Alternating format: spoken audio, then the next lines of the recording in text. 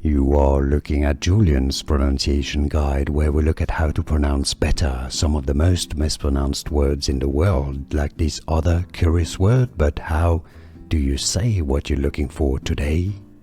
Let's learn how to pronounce the name of this British English philosopher.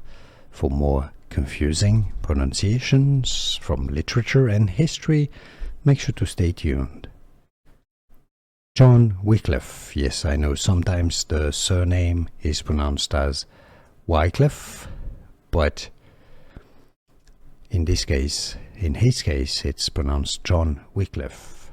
Here are more videos on how to pronounce more confusing words and names too many mispronounced. Like this video if you found it useful. I appreciate your support. I'll see you soon and thanks for watching.